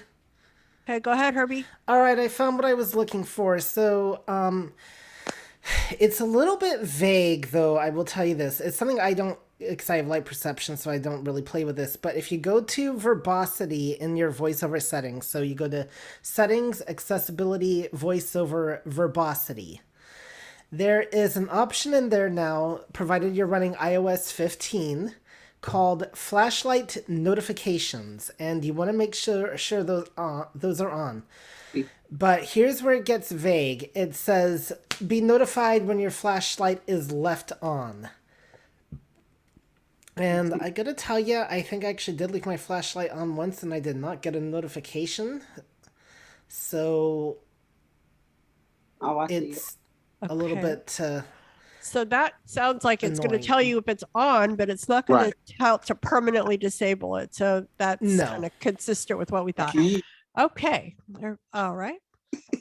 So Marvin, Yeah. Yes. it'll at least tell you if it's on, maybe. That's good enough for me because it keeps running down the battery. Oh, for sure. Well, you'll definitely feel the heat. You know, I mean, we've all done it, and it's really annoying. So yeah. This is Suva. Go ahead, Suva. So I just want to understand the question. You want to remove the flashlight from the control center so it doesn't enable automatically? Yeah, he just doesn't want it to come on. Sometimes it's turning on accidentally. So We don't know how it's doing that. No, he doesn't know why it's turning on. This in is his Shri. pocket. Go ahead, Shri. I think he wants it not to be on the lock screen. Correct. That's exactly correct.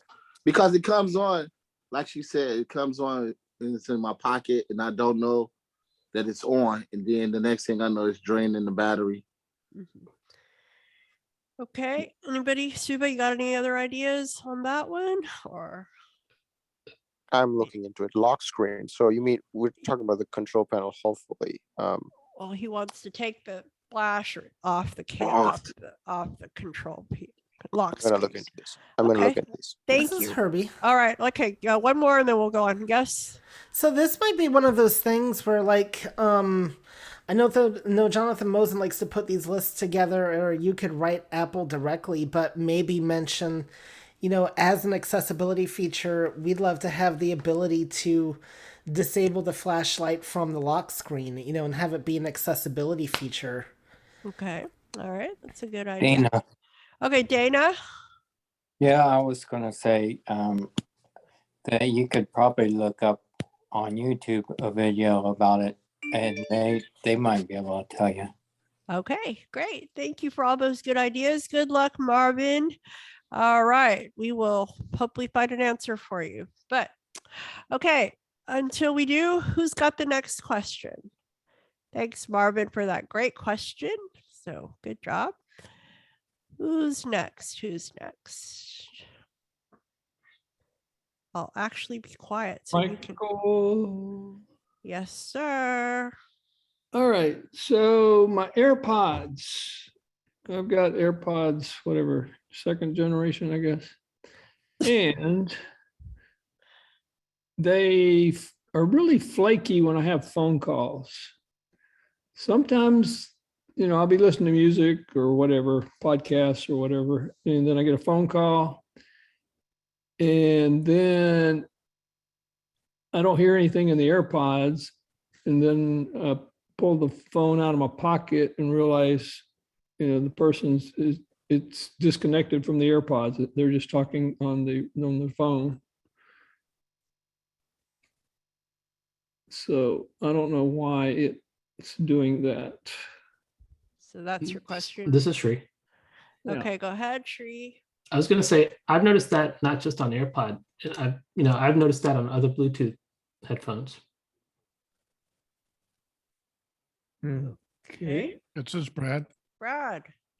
How are you answering the call when it rings? I use the little clicker on the AirPod. Okay, that should make it answer through the AirPod. I mean, sometimes it works, but probably 50% of the time it just goes back to the phone, disconnects the AirPods. So I'll take the AirPods out when I realize that's happened, and then put them back in, and then it connects. Bluetooth connects. I mean, the phone call is then connected back through the AirPods. This is Marty. Brad, and this happens only when you're listening to music and the phone rings. Well, yes, I'm listening to something. I've got music, Yeah, or something. podcast. Yeah. Yeah, same. Okay. Some Interesting. player. Okay. Yeah. All right. I think we got Marty. Go ahead, Marty. Yeah, you were saying, Michael, they're acting flaky. I mean, are they mimicking the user? Oh No, took the words right out of my mouth. Is it that when you said your phone's in your pocket? So do you think the fact that the phone is in your pocket that you're disrupting the Bluetooth signal between your phone and the AirPods? Well, yeah, when the phone call comes in, it disconnects the Bluetooth between the AirPods and the phone, obviously. That's what I'm saying. When the phone is in your pocket, do you think the fact that it's kind of covered up, do you think it might be disrupting the Bluetooth signal?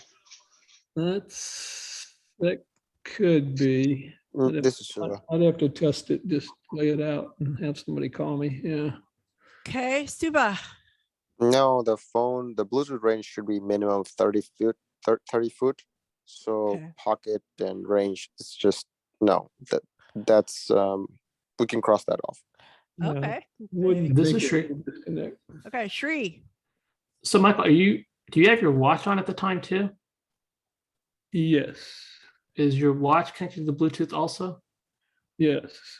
Yeah, I can feel my watch buzzing too. That tells me the phone, if I'm getting a phone call. Now, do you have it set up so that if the watch picks up a sound, it's going to switch? No. It doesn't switch over, and I don't think. I'll have to go back and look. Has it ever happened when you didn't have the watch with you? That I don't recall.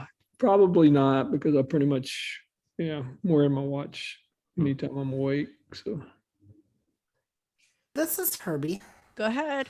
So my question actually then for you, Shri, you said you've noticed this on other Bluetooth headphones. Were they Apple Bluetooth headphones that you noticed this on, or another brand? Another brand, but I'm not doing, I'm doing the 2-finger double tap Well, dance. the reason why I ask is because the Apple ones are the only one, and Beats are the only ones that actually sync with the watch. Because I was going to ask you the exact same question you were asking Michael about the watch, then, because other Bluetooth headphones don't sync with the watch the way that the Apple ones do, unless you've paired it manually.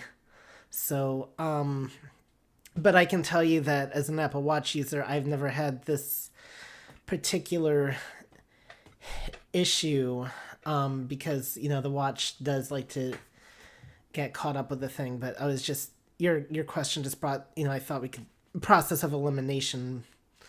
That's why I brought it up. So Yeah, Michael, I'll probably have to go, run some more tests, different tests. All right. Good luck on actually answering the phone, sir. Good question. Oh, by the way, no.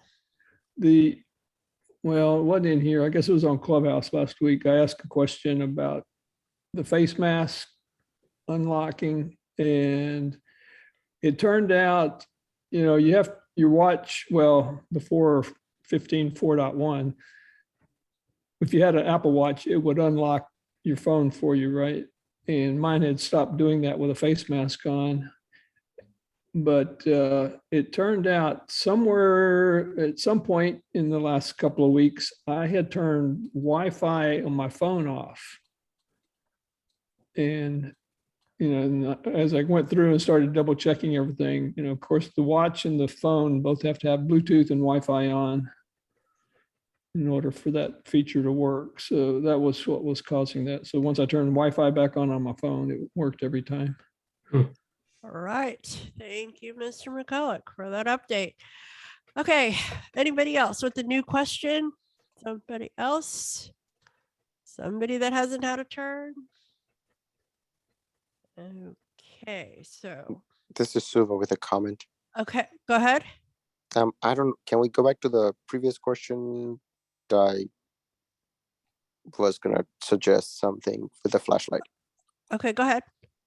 So you can go into the control center and try to remove the flashlight from the control center and see if that will maybe stop it from activating. Okay. All right, Marvin. Hopefully that might help too. Thank you, Suva, for checking that out. Okay. Next. Who's new question? Okay. I have a question then, if nobody else has a question.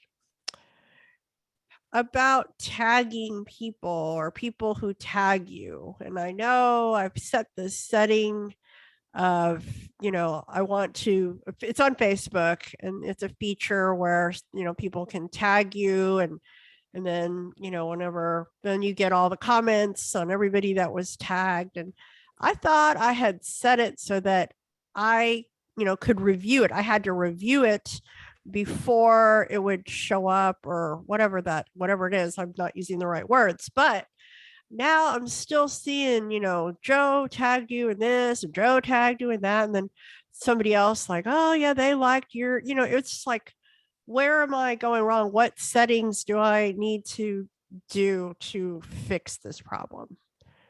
Or do I just block the person so I don't get tagged? It's a little bit extreme. Anyway, any thoughts about tagging and review? I know it's called like review or something in Facebook. Any thoughts? No? Okay. This is Jared. Jared, hey, go ahead. Hey, I was told about the call and I figured I'd check it out, but I'm not going to take people's times with keyboard Bluetooth questions toward the time of it. But I do have a thought on yours. Oh, please help me, please. Facebook is awful about changing your settings and not telling you. At one point, my Facebook was public, but my family wanted me to change it. And they said, and this was years ago, by the way, and they said, Facebook is known for changing stuff every time they roll out some sort of update. Right, right. Now, I haven't used my Facebook in years. Okay. And if I'm tagged in stuff, I'm tagged in stuff because there's nothing I can do about it. Right. Because even if I go change it, they'll probably change it back. Okay, that's but I would, for those who are Facebook users, I I would just make sure. Sorry, just I would just make sure that your settings are the way you want it. Okay, that's a great advice. Yeah, they've been known for changing people's stuff and doing things without you even knowing it. At least that's what I hear. So that's what I can tell you. Thank you, Jared. Thank you so much. All You're right. welcome. Any other thoughts? Okay. Okay, so don't block this person. Okay. Okay. Anybody else with a new question? That's my one Facebook question. Any other thoughts? Okay, I might have another This one. is Sri. Go ahead, Sri. So I'm going back to your question. So what happens when you get tagged? I mean, does that mean everybody that knows you got notified you got tagged, or is it Right, just you right. got Everybody notified? sees. I mean, I don't have, I just don't want to keep on, with it could be some group that I don't really care for or whatever it is. I mean, but I had set it so that, I have to approve the tag, I thought. And now it's like, oh, Mary likes the tag that you're in. And I was like, I thought I wasn't in there. I didn't approve. This is Herbie. Go ahead, Herbie. So to answer both yours and questions, Shri, a little bit. So you can still get notified that somebody likes a post you were tagged in. I have seen this happen to me, even though my tags are set to review, but I still have to approve the tag if I want it to appear on my timeline. And that to answer your question, Shri, yeah, if you're tagged in a post, it means that it appears on your timeline. So anybody looking you up can, that event that you're tagged in or post or whatever will appear on your timeline as though you are part of it. And I set mine a few years ago to approve because sometimes people were doing promotions and tagging me in it, and because I had not had a chance to vet these promotions or marketing schemes, I did not want to be identified with them, and there's certain memories that I don't necessarily always want showing up on my timeline for various reasons. Either I wasn't a part of it or whatever that others like to post, and so I, like Sandhya, I kind of switched mine to review so that way I can decide if not only if I want the tag approved, but I can even remove my name from the tag if I want, so I'm not identified with it at all in any way. Okay, so those are the steps then. Okay. Thanks, Herbie and Shri. All right. All right. Who's got another question or issue? Any other thoughts, problems? Nope. Okay. I also wanted to share on Bard, I noticed I was reading a magazine and I didn't know that you could navigate by there. Usually it's like chapters or I think it's like sections and chapters. And in the magazine, there's like headings and subheadings. And so it had a lot more little divisions that I never saw before. So just for those of you who read magazines, like I like reading, my guilty pleasure is reading People magazine, and you can read all this stuff and it's pretty cool. So All right. That's my little confession for today. This is Stephen. Stephen. Glad to hear your confessions. You should do more of those. You can find out all kinds of interesting things about you. It's less stressful. It's less stressful than reading, the New York Times or something. Okay. This is true. I actually did have a question. Go ahead. Follow that. And then Brad, I guess. Oh yeah, Brad. Brad, is this okay? Yeah, go ahead, Stephen, and then Brad. So I noticed, and it seems to happen mostly with the Kindle app, and I'm sure it's because I have screen recognition turned on. But every now and then, when I'm in the Kindle app, speaking of reading magazines or, reading a book or something, and I will exit out of the app, close it out. And even if I actually close out the app, if I go anywhere else on my home screen, it's going to tell me the cover or, picture of the cover of the magazine or that I was just reading. Like I can tap the phone icon, for instance, and it'll say phone, Sports Illustrated, picture such and such, possible text, Tom Brady's retirement. I can flick to another app and it does the same thing. And the only way I can get it to stop is resetting my phone. It usually stops. Now I'm wondering if I just turn screen recognition off and then turn it back on, that would probably do it, but it is annoying. Okay. Anybody have any help for Stephen? This Brad. Brad. I find that screen recognition will mess a lot of things up if you're in a situation where you don't need it. And I can turn it on for an app. I think you're talking about the Kindle app. Yeah, that's okay. Mm-hmm. I don't use that one a lot, but I know that I've used it in some apps. Like I used to need it in Southwest Airlines app, but if I would leave the app, it was off. Mm-hmm. So I don't know, but it's a squirrely thing. Well, I'm wondering if, now that you mention it, Brad, I'm thinking because you can turn it off and on in certain apps, I believe. So maybe I can just go in and disable that, and it might stop it. That might be that's a good point. Shri? Have you thought about maybe setting the per app setting? Yeah, that's what I'm saying. Is it maybe just have it off on that app since that seems to be the one that I have the most trouble with. Is that what you mean? Yeah, well, there's if you go to settings, accessibility, go down to the bottom where it's per app. It kind of took over the kind of like the activity, but where you can go to a particular app and reconfigure how you want it to be. The expectation of it, whether you wanted to have invert colors and all this other things by app only. Gotcha. Oh, okay. No, I haven't thought of that. I could try that. Try that. Okay. All right. Thank you, Shri. And then Brad, did you have another comment? It's irrelevant now. What? Tell us, please. It's irrelevant. Oh, Brad. That's no fair. He's going to leave us hanging for. I know. Oh, for into eternity. I know, right? You're sure? That's the way it goes.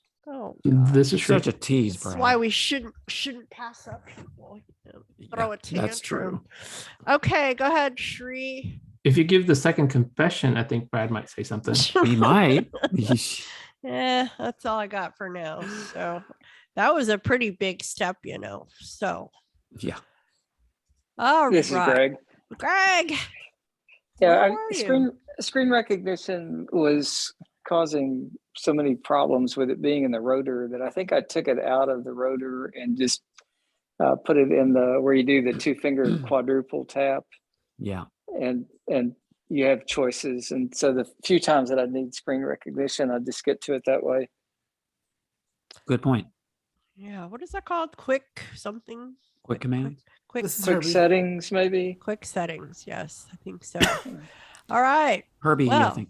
Oh, Herbie. Yeah, it's called the quick settings. And actually, I was thinking maybe Brad would be more willing to talk, Shri, if you had a confession.